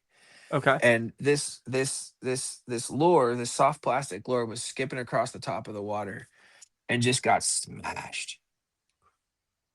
It just got smashed. And I was like, I can do this all the time. This works. And and I have made it my life's goal to find a way to fish soft plastic baits, weedless soft plastic baits on top of the Hmm. water, like I'm going to war, as fast as I possibly can, covering as much water as I can and catching big ass fish. And I've been doing it since 2004, man. It's my That's favorite cool. way to catch them. That's And cool. left to my own devices, Mm-hmm. that's all I'd ever do. Now, let me tell you, I'm really good at it. Mm-hmm. And I've learned a lot of tricks along the way about that presentation, about doing that thing. Okay. But there's a lot of times where that's not the most effective way to fish. And if it wasn't for me finding dark horse tackle and then putting things in my hand and I'm like, well, I've got it. I guess I'm going to try it. Yeah. Bro, it changed the game for me. It changed the game for me. And to this day, I am very slow to adopt stuff. Yeah. I will test it. I will throw it. I will say, yay or nay. Yeah, you're nay. But as far as it making it into my actual rotation, Uh-huh. that's tough, man. It's Yeah. tough to get into my rotation. Okay. Dude, if it wasn't for dark horse tackle, man, like I don't like 1,206 bags of the same thing, and that's all I'd ever do.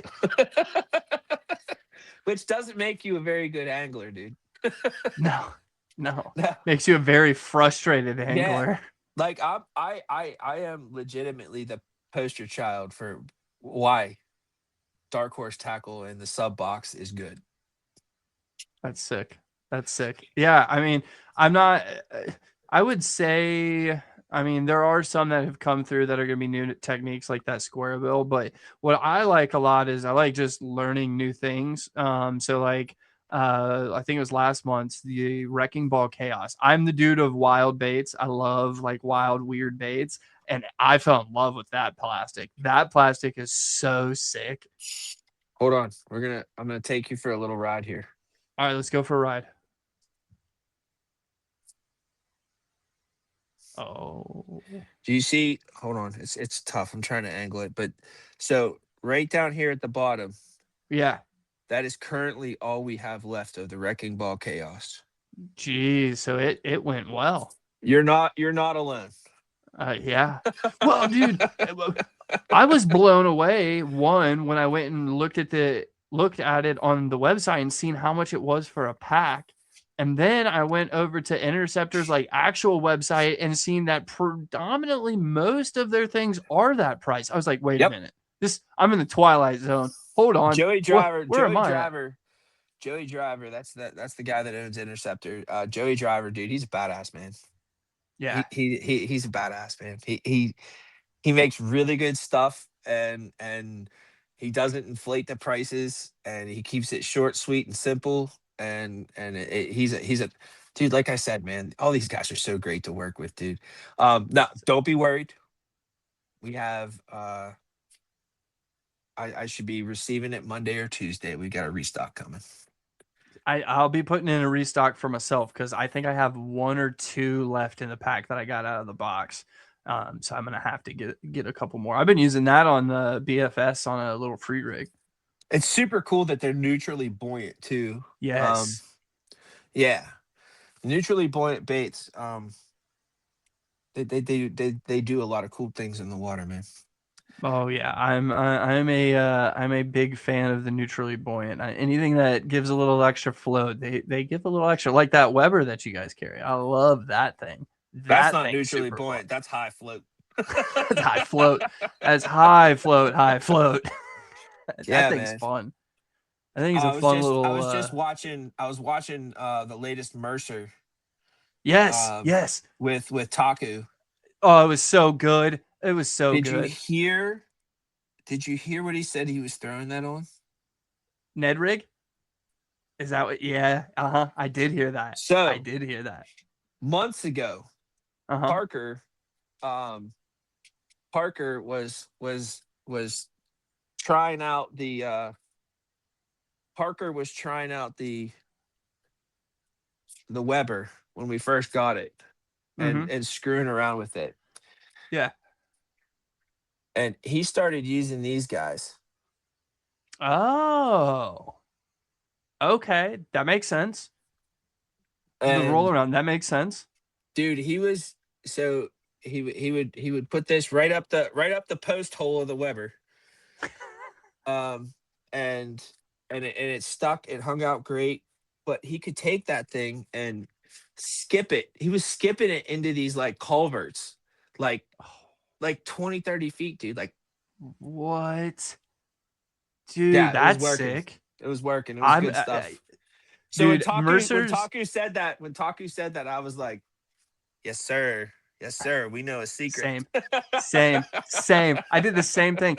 I was like, as soon as he said it, I was like, hold on a second. I know what I need to talk about with Yep. James when I see him next. I'm like, I have not even thought about trying that, but it makes perfect sense.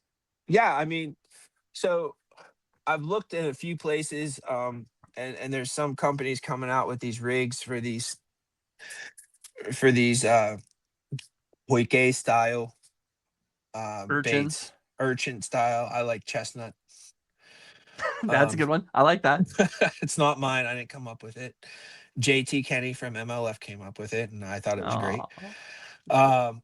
But they're coming up with these different jig heads and stuff for it, and dude, they're like $14 for like a 2-pack. Like, they're insane.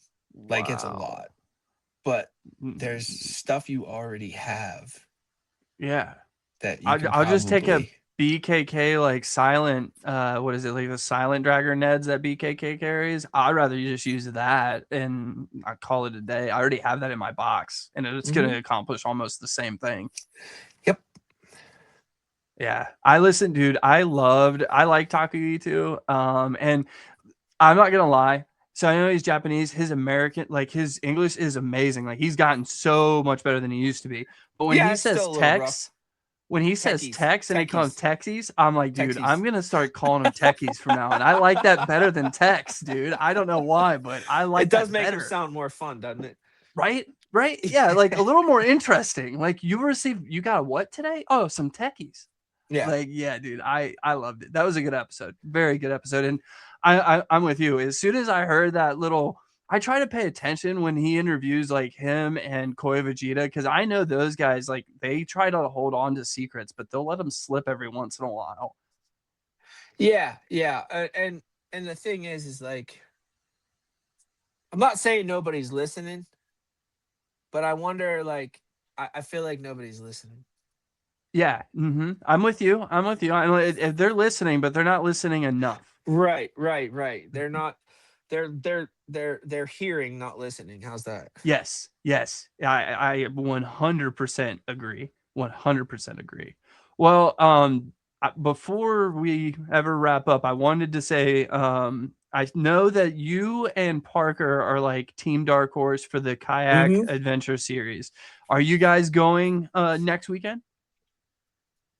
Yeah. Yep. Yeah. We've already been doing research. Nice. For the new river. Uh-huh. And we're getting ready to go down there, and I'm really excited about it. I'll be honest. I've gotten my ass kicked on rivers thus far this year. Okay, it's time to break. It's time to break that. Yeah, which that's not normal for me. I do pretty well on rivers usually, but they've all been like high and dirty. Well, actually, they've been high, dirty, but falling. Okay, so Which not is, a good combination. It's the worst. It's the worst. Yeah, that's terrible. I was a part of the group that fell for the thought you guys won the Midwest of us because of the picture of you guys with the trophies. I totally thought you guys won that one, but didn't know you were getting your trophies from the Tallahassee event. So I was in that boat of like, oh, congratulations, you guys won. And then when I watched your guys' live and you're like, no, it was just the awards for the Tallahassee. I was like, oh, darn, I have been fooled. But yeah, dude, I'm excited to see how you guys do there. I don't have a kayak, but kayak is like, I love, like, my favorite content to watch is kayak fishing. So Raccoon Creek Outfitters, buddy. Yeah, I know. Go talk to Dustin. Tell him we sent you. He'll take care of you. All right, that's my next. I'm going there next. I need to do it. I stopped by their booth at the Columbus Fishing Expo. They had an amazing booth this year. Did you do his did he, I don't know if he had it or not yet. I think he probably did, but he had the simulator. Yes, I didn't get to do it, but I seen it. I seen it. I didn't get to do it though. That thing was That'd be a pretty fun, blast. man. That thing was pretty Oh well, fun. I bet it was. I did it. Who did? Somebody put a video out of them using it, and I seen it. Was it the aggressively average anglers guys? They put their video out that had it in. I think. Buddy, I watched so much content I can't remember. Yeah, I know. I'm in this. I'm in the same boat as you. I watch It's a my job. lot. It's my Yeah, job. well- I gotta keep my thumb on the pulse. Yeah, it's yeah. Yeah, that makes sense. It's not my job though. I'm just that's that's just where I gain all my knowledge of fishing. So then when I suck at fishing, I can blame everybody else except myself, right? That's how it works. Well, Zach, this has been a blast, dude. I don't want to take too much more of your time. I really appreciate you coming on. Why don't you go ahead? I know we've spoke Dark Horse Tackle all night, which is awesome. So if you want to shout out where everybody can follow you guys at. It's at Dark Horse Tackle, on all platforms. Yeah. Everywhere. I especially would like to point everybody towards YouTube though. We're really trying to pick up YouTube. But yeah, and if you ever have any questions, support at darkhorsetackle.com, or when you get on the website, you'll see a little chat bubble down in the corner. Mm-hmm. If you click that and you type a question, it's either going to be myself, Parker, or Josh that is answering you. Awesome. That's good to know, which is crazy because then like people know exactly, who's responding to their support, which is really super, super cool. Well, again, Zach, dude, this has been an absolute blast. I appreciate you coming on here and just jaw jacking with me tonight a little bit about Dark Horse Tackle. I'm super excited for my May box. It should be here soon, so I'm excited. We got I am gonna bring it up. We got something special coming down the line. Okay. All right. So be on the lookout. Yeah. So John Dalton, of Creek Fishing Adventures. Okay, I'm very familiar. Very familiar. Has taken Dark Horse Tackle by the hand and led them into the world of multi-species. Oh, sweet. So going live on Monday, Monday the 11th of May. Okay. Pre-order. They don't ship. I'm gonna let everybody know they don't ship until June 11th. But as soon as Dalton opens his mouth about it, the floodgates are open. They're not going to last. We're only making 200 of these boxes. Okay. It's a full art box. Oh, that's sick. The art is done by one of our longest standing subscribers, Cheryl Bentley. She's extremely talented. Yes. Awesome. Yeah. So, I mean, I actually got to see like the progression of it. Like she actually did like 5 separate paintings and then we put them together to create like the box itself. It's really good looking. We worked with John Dalton to help us put together a multi-species box that is worth it. Something that you can take into creeks, and rivers and just pretty much catch anything that swims, man. That's awesome. I love creek. I was gonna say creek crawling, but I don't want to say that. I'm gonna say creek. That's all right. I can't say creek Brian adventuring Slayton. either. We love Brian Slayton, man. He's our boy. Yeah, dude. I like. He's a very. I'll give you a sneak peek of something that's in the box. Yeah, let's see it. Show it off. Special for small ponds, big dreams. Oh, sneak peek. Dude, yes. The little baby thing. Yes. Dude, when I had Bill on, I had just like the week before had a creek trip and I caught like 20 some fish on one of those suckers in the creek, dude. It was a blast. Dude, isn't Bill wild, man? I love Bill. Dude, man. He's such a crazy dude. Ass eyes, man. I love that guy. I love Bill. Bill was such a fun conversation. And he is, dude, and he's so willing to give you all the tips and tricks on his baits, which I absolutely love, dude. I absolutely loved having Bill on. It was so much fun. But dude, that bait is sick. I'm super glad that you guys got that in there. Did you enjoy testing that one? Oh, absolutely, man. Yeah. Absolutely. I haven't I've gotten a chance to test. I've not had as much time to Mm-hmm. test as Dalton and Parker and Josh. Okay. But it's yeah, no, it's this stuff in here is pretty uh I'm trying to think of a good way to describe it. Like um It's the juice. dude, it just doesn't take much effort, buddy. Nice. Okay. Okay. Like All right. it's gonna work. Josh was out there throwing it and ended up landing like a 4-pound largemouth. he, he I, said he said something on the live last night. He goes in the Desekis thing. He was like, I don't always fish multi-species, but when I do, I get. but when I do, I catch the biggest fish in the pond. Yeah. I love it, dude. That's sick, dude. That's super cool, man. And that's all. I love seeing Bill in there again. I like seeing Bill in there because the thing, dude, that is has become one of my favorite plastics. It is so unique. And Mhm. I actually had on previous guest Marshall Arwine, the homeless fisherman, and he was telling me Mhm. that punching with that thing, like the bullet weight, is becomes so streamlined with the bait. It's not something I thought of, and I'm super excited. I just need for the BFS one, for like the little one, I need to find a EWG hook small enough for it. I haven't been able to find one yet.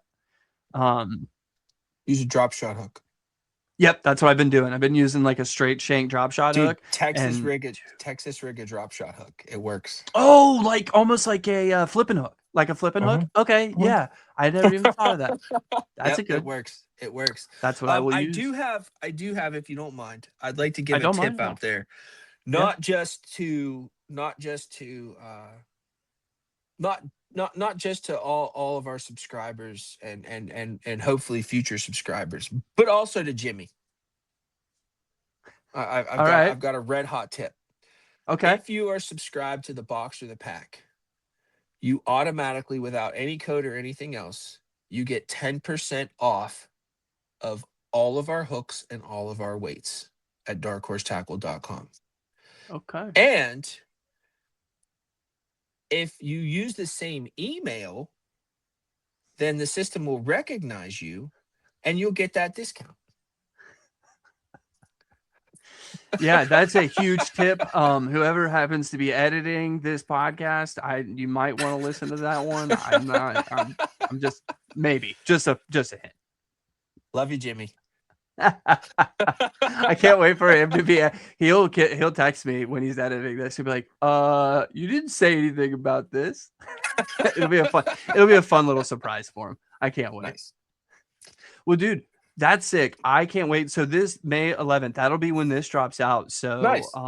everyone Nice. should be running straight there to check it out, especially creek. It's about creek time, for at least for me. Once it gets really hot, I like to get in the creek, man. No need to stand on the outside of the water. Let's get in the water. With as big as John Dalton's Creek Fishing Adventures channel is, I don't give our inventory long. It's gonna go quick. It's gonna go It's super gonna quick. go. It's gonna go. But that's awesome, dude. And we're not gonna do the thing where we say it's exclusive and then make more. No, we're never gonna make more. Awesome. They will all be numbered too, by the way. Really? Oh, that's cool Yeah. too. So you'll have your own. That's cool. That's super cool, man. Well, that's awesome. You guys are doing amazing things over at Dark Horse Tackle. I can't wait to see what the rest of 2026 comes. And then also, I can't wait till the Columbus Fishing Expo so I can say hi to you again. Oh yeah, man. Listen, really appreciate you and Jimmy. Hey, thank you. Nobody asked you guys to say nice stuff about Dark Horse Tackle. You just decided to. And I caught wind of it because I'm always looking and watching. And I heard the review you guys did, and I know at the beginning of this stuff it's tough, and I congratulate you guys for having the cojones to keep doing it, man. Hey, thank you. The kind words from you, it does mean a lot, man. I really do appreciate that. And don't worry, we're not going anywhere. We're Cool. here to stick around. Don't you worry. All right, Bob. All right, Bubba. It was amazing talking to you, Zach. Have a good one, buddy. All right, another great guest on the show. I don't know who this Jimmy guy is, but he must be just straight stupid. Must be. And just hitting checkout, and it fills up on shop and fills everything in for him through shop instead of through their website is probably where he's making a mistake there. Although he did try it when he pre-ordered the Creek box, but it didn't take it off because it is a pre-order. But that makes sense. Thank you for the shout out there, Zach. I will say there is very few people in this world who still call me Jimmy, so I'll take it. But yeah, that was a great conversation. I like talking Dark Horse Tackle. Oh, yeah. So it was fun talking to Zach about it. It was great to hear about some new fun things they are doing. That Creek box is definitely going to be added to the cart here soon because that sounds amazing. I really thought it was sweet how he said like each box is going to be numbered. So that'd be really cool to show off what number you have. The closer to 1, the sicker. We'll see what we get. Yeah, see what we get. I know you already pre-ordered it. Oh yeah, We'll see. At least at minimum, at least one of us has it, so I can steal all your shit. Anyway, I mean, share alike, right? Sharing is caring. Sharing is caring. And speaking of sharing, let's share a little care from our end, and that is let's shout out our comments on last week's episode. So I will go ahead and do Spotify, and you can do YouTube. So last week's question had to deal with tinkering. So I'm going to answer I'm going to read the ones that were answers to that question first, and then we also had just a praise comment. So let's go down. What episode was last week? 27? Yeah, it was. Nice. Start out with our boy Justin. You know, Justin hit us up. Justin, he appreciates us, appreciating him, appreciating you. Well, guess what, buddy? We're appreciating you again, and hopefully you're appreciating us again, which means we're going to appreciate you. There's so much goddamn appreciation in here. We're going to fill this entire studio. Endless cycle. Endless. But he said, as far as lure tinkering, I haven't done any for the purpose of fishing. But I did tinker with the treble hooks on my crankbait yesterday. Stole the treble hooks off the bait, tied it to a heavy line. I was trying to use it to pull a broken piece of an ignition coil out of the engine of my family minivan. Thank you for the hillbilly hack. I love it. I will tell you, on a similar note, a while back, I had to run some Ethernet cable through some ductwork at my house. Yeah, okay. To set the studio up a little bit. Yeah. And I used a pocket knocker. Yeah.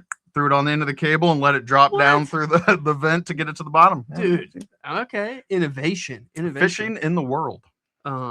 So that's sick, Justin. I appreciate the hillbilly tip because I'm sure at some point in time in my life that is going to come in handy. As far as your lure tinkering goes, dude, don't fall down the rabbit hole. I just don't drink the Kool-Aid. Take the blue pill. Don't do it. The moment you jump into that realm, you're stuck like glue. You're just not. And then the only other person that answered the question was Mr. Dave Urkey himself, the Wolf of Walmart, actually commenting. So that's super sick. Says y'all are doing amazing. Thank you. I fish a lot of grass and vegetation. So his tinkerings are, he says swap jig heads, swap for weighted screw lock EWG hooks for your Alabama rig. Clutch. Peg both sides of your weight for Texas rigs for poor man's Carolina rigging. That actually is something that I have done before, and that works wonders.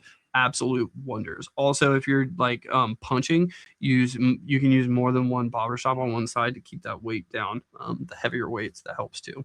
And then he says I swap every blade to gold stained water trick, and then unpeg Texas rig for my rattle trap. Not a joke. That sounds interesting. Yeah, that sounds super interesting. But Dave, We appreciate you. And I think it's awesome that you commented on that episode because, again, that episode would have never been possible if Mr. Herky didn't give me the strength to ask the homeless fisherman. The courage, the courage. the testicular fortitude. Did you just say he gave me his testicles? No, Oh, just that's what it testicular sounded- fortitude. Dude, that's what it sounded like. And I'm like, this might be a slightly R podcast, but like we're getting places. We're getting a little more NA on that one. The only other person is is somebody I actually know, a buddy of mine, Zach. It says, great episode per usual. Always nice to learn about new people, companies, and techniques. And by golly, my friend, if you enjoy that, well, hold on. You got a few episodes coming that Hold on that till you you are going to have. quite enjoy. Yeah, super sick over there on the Spotify. Mhm. Over there on the Spotify realm. What you got over in YouTube? Over on the YouTube, we got a couple comments. Yep. All right. Didn't answer the questions, but still good comments. We have the Justin. Oh, Let us know it was a great episode. Super interested in getting a paddleboard as well, because of course you talk big paddleboarding with Yes. Marshall. I got one. He's got a family to feed though, so he'll be leaving that to the big dreams section for now. But we're all about the big dreams. Keep Yeah, dreaming. we live in big dreams most of the time. Big dreams are there for you to work towards to attain. Yep, and you'll get it one day, Justin. Don't you worry. I am trying to obtain a paddleboard myself. Amazon's got some cheap ones, and if I'm not mistaken, Marshall has said in the past you don't have to go crazy on your paddleboards. So yeah, I hope to get out there as well, Justin. It'll be sick. Who else we have? We've got Nick Ernest. Nice. He just finished the episode. It's a great podcast. Thank you. He says you keep the conversation going very easily, and you ask great questions. Glaze. I like it. From a longtime homeless fisherman fan, this was awesome. Dude, Thank you. sick. Thank you. It's always Thank good to hear. Dude, that's super sick. And from a longtime homeless fisherman fan here as well. I appreciate your comment. I'm glad we got Marshall on. We talked about doing one in person, so I really hope that happens. If it doesn't happen this year, it'll definitely happen next year for the crackdown because I will be there. But it is a time for us to hit you with another question for this week's episode. So you can go ahead and comment down below so we can get to know a little bit what's going on in your guys' world, in your thoughts. So what's the question this week? So, we've been talking PBs lately. Yes, You broke yours a yes. month ago. You maybe broke one this week. We'll not talk about it. Possibility. Let's see the first part of this episode for that story. Yes. So if you could choose the lure to catch your next PB on, what would it be? Oh, I like it. I like it, James. What would your answer be? Right now, if you would ask me right now, we made this question. I've had time to think about it. You've had time to Didn't think about Can it. I be honest with you? I forgot the question. That's why I asked you to say it because I forgot. I was about to be like, I don't know what one is. They call me Jimmy the Safety Nut. Yikes. Yikes. I would have to say probably my chaos from Dropout Splice. It would either be that or the Bone Thug by WM Bayou. I think those two. One, because they both be just absolutely sick to get a bite on, and two, I'd like both those. Side companies. note. Yeah. Little caveat to this question. Yeah. Would you choose a different lure for your PB largie to your PB smallie, or same lure? Because I know me. I was just thinking about this. Yeah. And my answer came to me was, you know what? I would love to Did catch it my change? PB on a munchie. And I thought, Ooh, I'd love to catch my smallie on the munchie. Smallie on the munchie. Yes. And I'd probably yes. get back to swim jig. I Yeah. love that swim jig Really? bite on a largie. I really love Would a it swim be jig. would it be a Bass Dope Speedball? It might be. I think that's what he calls it. to get a couple more of those. Mhm. Although, I mean, I loved my last PB on the Look, Evergreen. I gave you my flipping jig. I'm not giving you my swim jig. No, that's fine. That's fine. I'll get an order in soon enough. Dude, I want And this time I will get it, of course, from DHT, and I will make sure I put my email in there to get my 10% off. Oh, but it's only 10% off on on hooks Oh. and weights. It's only on hooks and weights. Yeah, that's So why. so hear me out.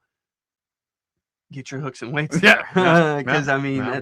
I love the BKK hooks that they carry. Titan Diver's amazing. The regular EWG hook. I forget what they call it. I think it's like an armor point or something like that. It's super good. Have you used their free weights yet? I've not used their free weights yet, but our good buddy Eli has, and he says they're amazing. And I really take what he says to heart, so I think they're going to be good. I have used the nail weights. Nail weights are good. Nail weights are good. So I have a feeling that that a lot of my thermal purchases will be made there. So back to the question, because I kind of interrupted you and gave you my answer. No, I'm going with Munchie on the Smalley, and then if I had to choose between the Chaos and the Bone Thug, I probably would choose Chaos because it'd be the first glide bait fish. Oh. Have you thought yours yet? I gave mine. Did you? Yeah, Munchie on the Smalley and I Swim didn't hear Jig the on the lo- larger. Oh, that's right. Yeah. That's right. Because I was like, Man, dude, you must be really Listen. hungry. listen, I am A, super hungry. B, had a very long week. C, I woke up at 4 o'clock in the morning. And D, there is this thing called a fish whistle. That's all I'm going to say. That's all I'm going to say. Is that all? That's all I got to say That's- about That's that. all I had about 15 Dr. Peppers. That's my favorite. That's one of my favorite lines in the whole movie. Hey, you're meeting the president. How's it feel to be an All-American? Oh, I had about 15 Dr. Pepper. It's me every time. Got to pay. I got to go pay. What a American classic. Well, James, I think that's going to do it here for another episode of Small Ponds, Big Dreams. We appreciate you all taking the time to listen. If you enjoyed the show, just give us a follow, leave a comment, maybe share it with a fishing buddy. Until next time, tight lines, bent rods, And big dreams. deuce.